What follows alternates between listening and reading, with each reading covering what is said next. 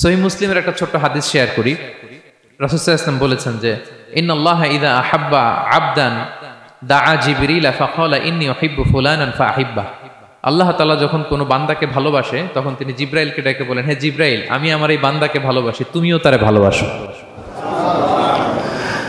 ফায়ুহিব্বুহু জিবরিল, জিবরাইল আলাইহিস সালাম তারে ভালোবাসতে শুরু করে। শুধু এখানেই না, সুম্মা ইউনাদি ফিস সামা, তারপরে তিনি আকাশে একটা অ্যানাউন্সমেন্ট করেন। ফায়াকুল, তিনি বলেন যে ইন্নাল্লাহা ইউহিব্বু ফুলানান ফাআহিব্বুহু, ও আকাশবাসীরা, ও ফেরেশতারা, আল্লাহ তাআলা তার এই বান্দাকে ভালোবাসে, তোমরা সবাই তার ভালোবাসো।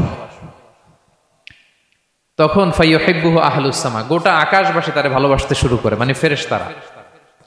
তো আল্লাহ তাআলা এবং সকল ফেরেশতারা যখন তাকে ভালোবাসতে শুরু করে, রাসূল সাল্লাল্লাহু আলাইহি ওয়াসাল্লাম বললেন সুম্মা ইউদাউ লাহুল কবুলু ফিল আরদ, তখন পৃথিবীতে তার গ্রহণযোগ্যতা বাড়িয়ে দেওয়া হয়, তার অ্যাকসেপ্টেন্স বাড়িয়ে দেওয়া হয়, সবার কাছে তার একটা গ্রহণযোগ্যতা আছে, সবাই তাকে ভালোবাসে। এটা হচ্ছে একটা পদ্ধতি যে আল্লাহ তাআলা আপনাকে ভালোবাসে কিনা আপনি নিজেই বুঝবেন, যে পৃথিবীবাসী আপনাকে ভালোবাসে কিনা, আপনার কলিগরা আপনাকে ভালোবাসে কিনা, আপনার বন্ধুরা আপনাকে ভালোবাসে কিনা, আপনার নেইবররা আপনাকে ভালোবাসে কিনা, পৃথিবীর ভালো মানুষগুলোর কাছে আপনার গ্রহণযোগ্যতা আছে কিনা। যদি থাকে, বুঝবেন আল্লাহ তাআলা আপনাকে ভালোবাসেন, ঠিক কিনা? আল্লাহ তাআলা আমাদেরকে যেন ওই কাতারে শামিল করেন, আমরা পড়ি আমিন।